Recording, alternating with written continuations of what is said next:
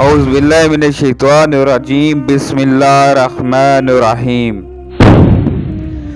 نواسۂ رسول امام اعلی مقام علیہ السلام کی شہادت تاریخ کا ایک اندوناک ثانیہ ہے۔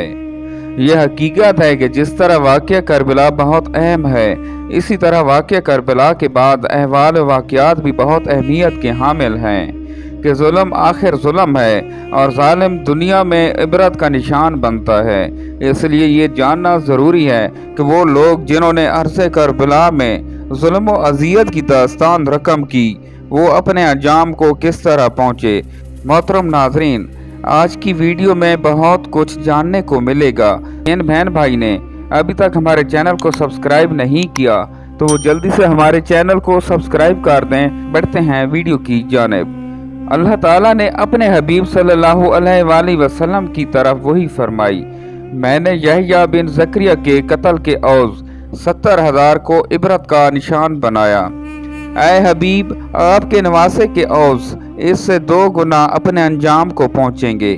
مختار بن عبید ثقفی نے خون حسین علیہ السلام کا بدلہ لینے کے لیے اعلان عام کیا کہ مجھے ہر اس شخص کی خبر دی جائے جو ابن سعد کے لشکر میں تھا اور امام اعلی مقام علیہ السلام کے مقابلے میں آیا، وہ بھی جو ان کے قتل سے خوش ہوا تھا۔ لوگوں کی طرف سے خبریں آنا شروع ہوئیں تو قاتلین امام حسین علیہ السلام اپنے انجام کو پہنچنا شروع ہو گئے۔ خولی کی گرفتاری کے لیے مختار نے معاذ بن بانی اور اپنے محافظ خاص ابو عمر کو چند سپاہیوں کے ساتھ بھیجا۔ خولی وہی بدبخت انسان تھا جس نے سیدنا امام اعلی مقام علیہ السلام کو قتل کیا اور آپ کے سر انور کو جسم سے جدا کیا تھا۔ خولی کے مکان کا محاصرہ کیا گیا۔ جب اسے معلوم ہوا تو اپنے مکان میں چھپ کر بیٹھ گیا اور بیوی سے کہا تم لا علمی ظاہر کر دینا۔ معاذ نے اپنے عمر سے کہا تم آواز دو۔ آواز سن کر خولی کی بیوی باہر نکلی۔ انہوں نے کہا تمہارا شوہر کہاں ہے؟ اس نے زبان سے کہا مجھے پتہ نہیں، لیکن ہاتھ کے اشارے سے بتایا کہ وہ اندر ہی ہے۔ چنانچہ خولی کو گرفتار کر کے مختار کے سامنے پیش کیا گیا اور اس کے حکم پر خولی کو پہلے قتل کیا گیا اور پھر جلا دیا گیا۔ شمر ذی الجوشن جو تیز رفتار گھوڑوں پر سوار ہو کر کوفہ سے باہر نکل گیا تھا، مختار ثقفی کے سپاہیوں نے اس کا تعاقب کیا اور شمر پر حملہ آور ہوئے۔ شمر اس حملے کو روکتا رہا۔ آخر کار شمر فرار ہونے میں کامیاب ہو گیا اور کوفہ بصرہ کے درمیان ایک گاؤں کلتانیہ میں جا چھپا۔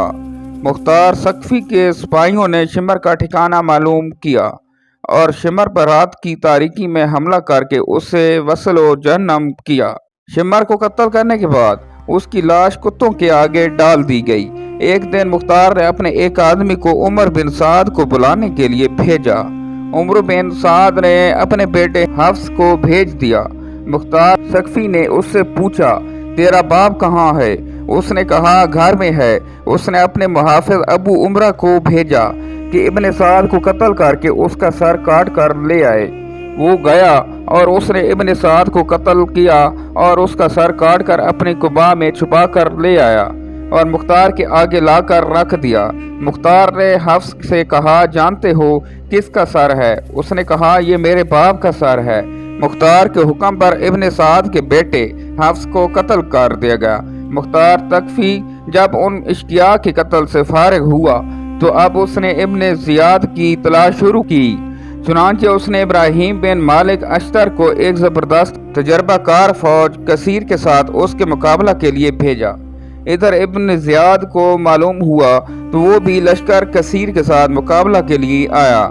شہر موصل سے 5 کوس کے فاصلے پر دریا کے کنارے دونوں لشکروں کے درمیان خوب جنگ ہوئی۔ آخر شدید جنگ کے بعد ابن زیاد کے لشکر کو شکست ہوئی۔ شکست خور لشکر ماں ابن زیاد بھاگا۔ ابراہیم اشتر نے ان کا تعاقب کرنے اور ان کو مارنے کا حکم دیا۔ چنانچہ ابن زیاد کے بہت سے لوگ مارے گئے اور یہ بدنہاد بھی مارا گیا۔ ابراہیم نے اس کا سر جسم سے جدا کیا اور لاش کو جلا دیا۔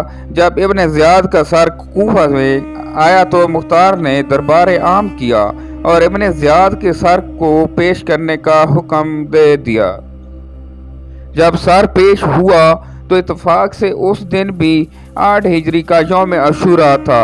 इब्न ज़ियाद और दीगर नुसाव के सरों को बतौर नुमाइश के एक जगह रख गया तो लोगों ने देखा कि पतला सांप आया और उसने सब सरों को देखा और फिर इब्न ज़ियाद के मुंह में दाखिल होकर नाक के नथने और नाक से दाखिल होकर मुंह से निकला और कई मरतबा ऐसा किया।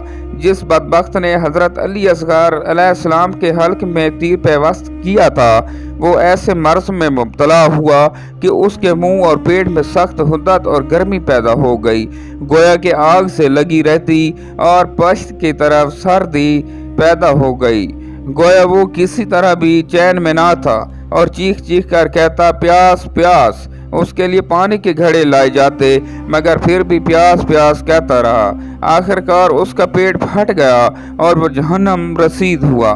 इलामा हाफिज इब्न हिजर इस्कलानी ने रवायत नकल फरमाई है कि हज़रत साले शहाम ने हुलबा में ख्वाब देखा कि एक काला कुत्ता प्यास की वजह से जुबान बाहर निकालता है।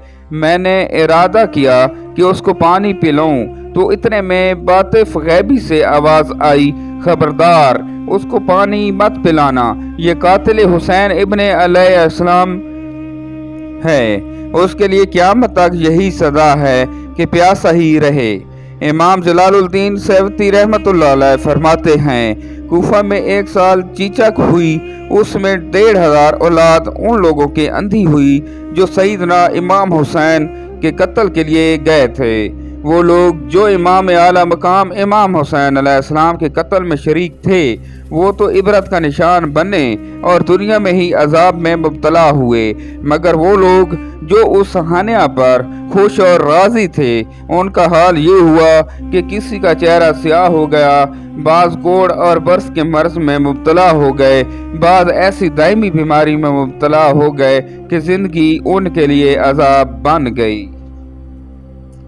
मोहतरम नाजरीन, आज की वीडियो अगर आपको पसंद आई है तो हमारे चैनल को लाइक भी कर दें और सब्सक्राइब कर दें ताकि हमारी हर आने वाली नई वीडियो आप तक बर वक्त पहुँचती रहे। अल्लाह पाक आपका हामी नासिर हो। अल्लाह हाफिज़।